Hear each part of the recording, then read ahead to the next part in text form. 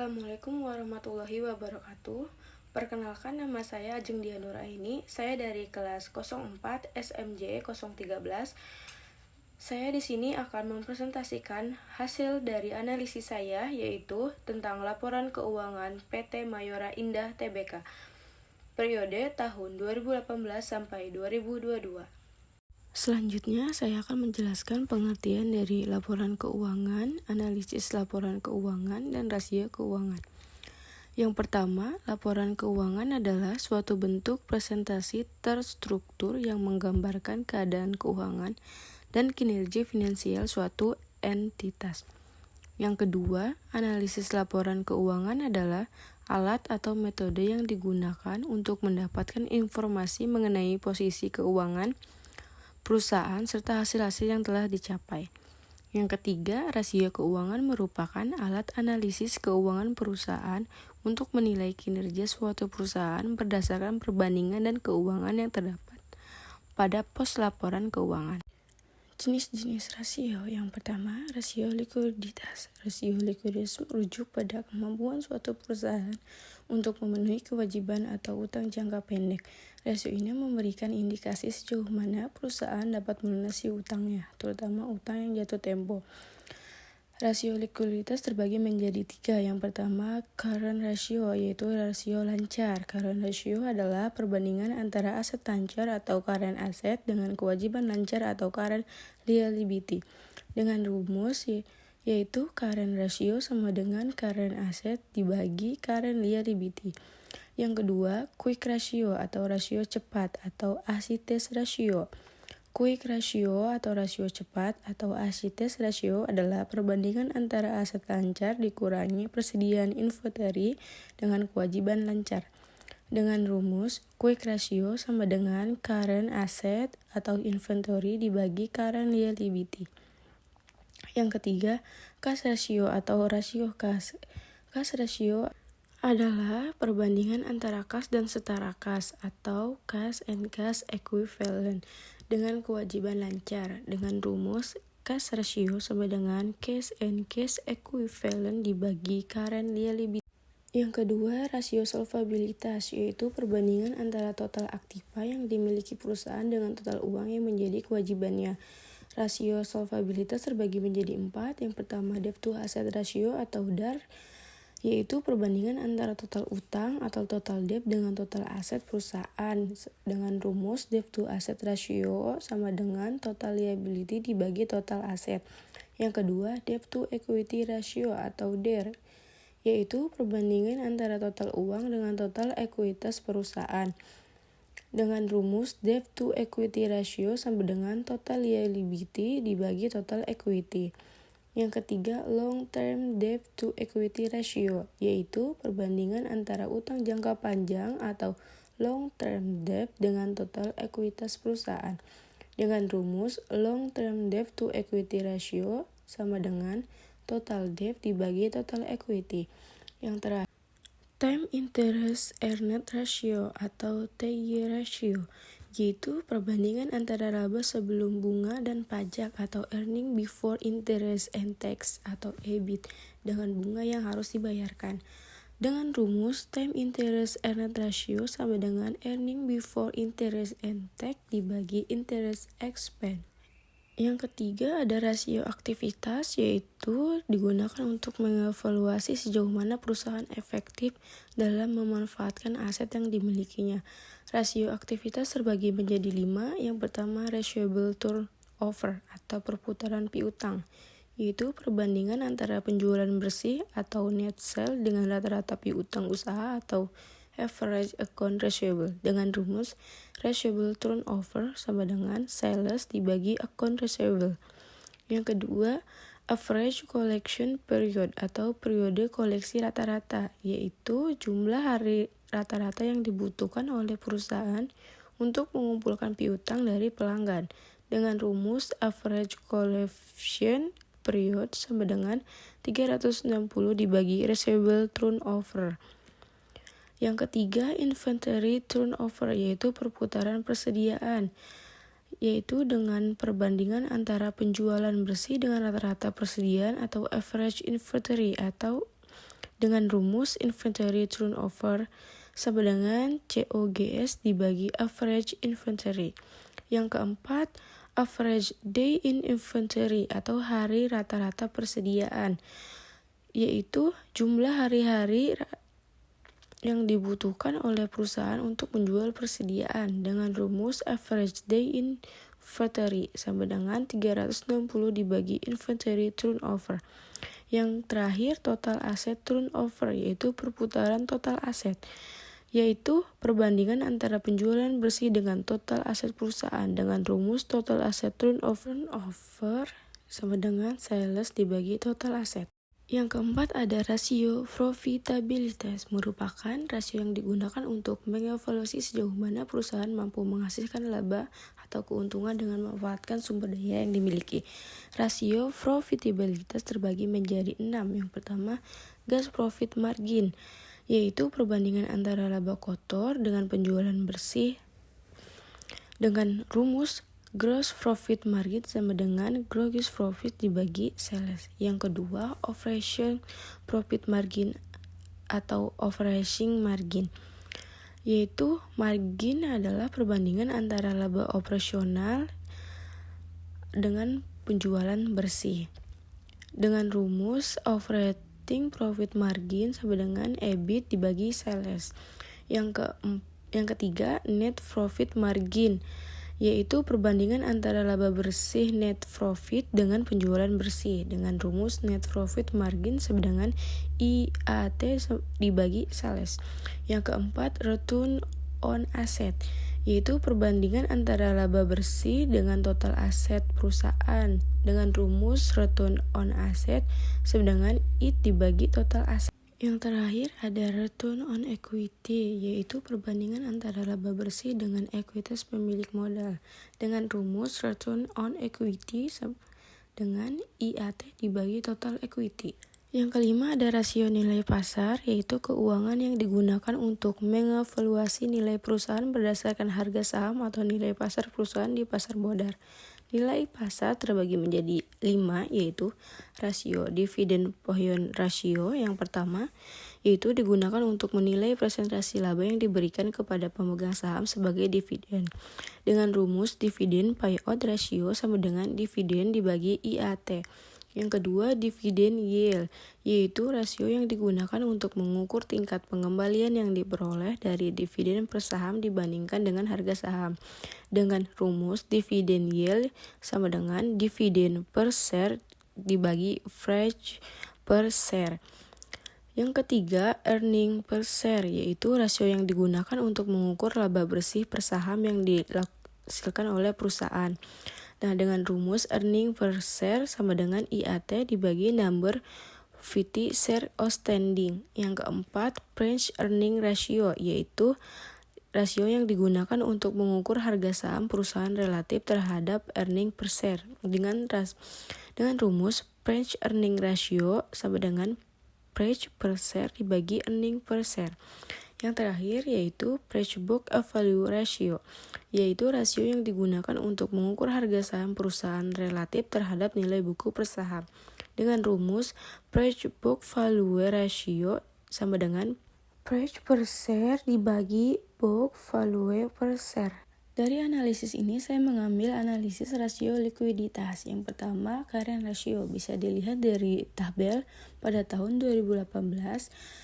Current ratio memiliki aktiva lancar 12.947.558.727.872 rupiah dan mempunyai hutang lancar 4.764.510.387.113 dan mempunyai current ratio 2,65. Pada tahun 2019 memiliki aktiva lancar 12.706.102.781.513 rupiah dengan hutang lancar 3.714.359.539.201 rupiah dengan rasio 3,44.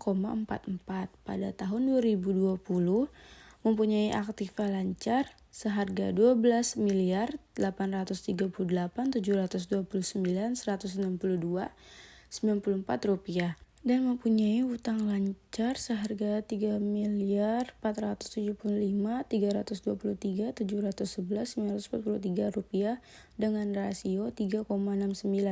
Pada tahun 2021, current ratio mempunyai aktiva lancar 12.969.783.874.643 rupiah dengan hutang lancar 5.570.773.468.770 rupiah dengan current ratio 2,33. Dan pada tahun 2022 current ratio memiliki aktiva lancar seharga 14.722.623.976.128 rupiah dengan hutang lancar 5.630.627.301.308 rupiah dengan current ratio 2,62.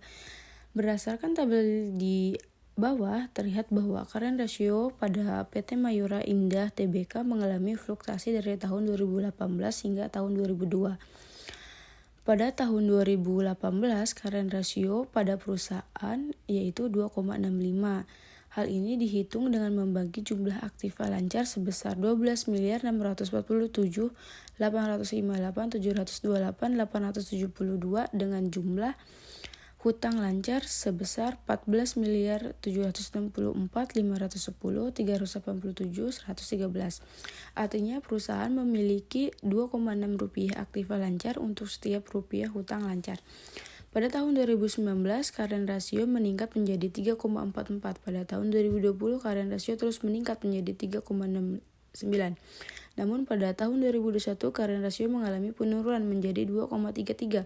Pada tahun 2022, current ratio naik sedikit menjadi 2,62. Yang kedua, cash ratio. Pada tabel di sini, pada tahun 2018 mempunyai cash atau setara kas seharga 2.495.655.19.108 rupiah dan mempunyai hutang lancar 4.764.510.387.113 dan mempunyai cash ratio 0,52. Pada tahun 2019 mempunyai kas atau setara kas seharga 2.982.4.859.9 rupiah dan mempunyai hutang lancar 3.714.359.539.201 rupiah dan mempunyai cash ratio 0,80. Pada 2020 mempunyai kas atau setara kas seharga 3.777.791.432.101 rupiah dan mempunyai hutang lancar 3.475.323.711.943 rupiah dan mempunyai cash ratio 1,9. Pada 2001 mempunyai kas atau setara kas seharga 3.9.380.167.931 rupiah dan mempunyai hutang lancar 5.570.773.468.770 rupiah dan cash ratio 0,54. Pada 2022 mempunyai kas atau setara kas seharga 3.264.784.784.511 dan hutang lancar seharga 5.627.627.301.308 rupiah dan cash rasionya 0,58. Nah, berdasarkan dari tabel ini, cash ratio pada Mayora mengalami fluktuasi dari tahun 2018 hingga tahun 2022. Pada tahun 2008 cash ratio perusahaan yaitu 0,5 dan hitungan ini membagi jumlah kas dan setara kas sebesar 2.495.655.09.108 dengan jumlah hutang lancar sebesar 4.764.510.387.113. Artinya, perusahaan memiliki 0,5 rupiah kas dan setara kas untuk setiap rupiah hutang.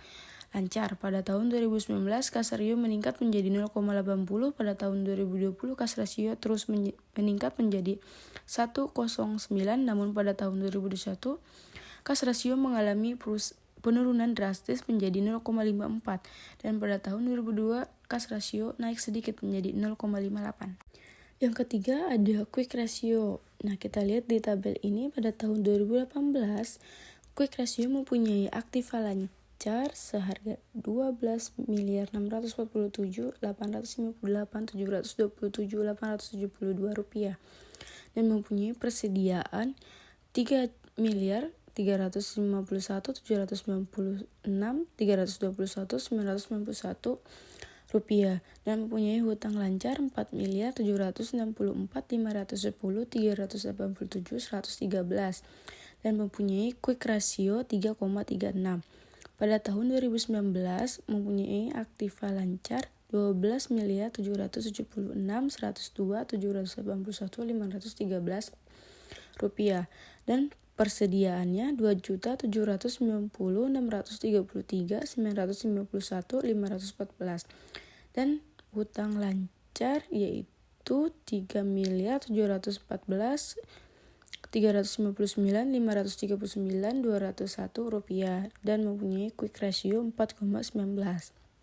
Pada tahun 2020 mempunyai aktiva lancar 12.839.162.964 rupiah dan mempunyai persediaan 2.085.111.592.211 rupiah dan hutang lancarnya 3.475.323.711.943 rupiah dan quick rasionya 4,50.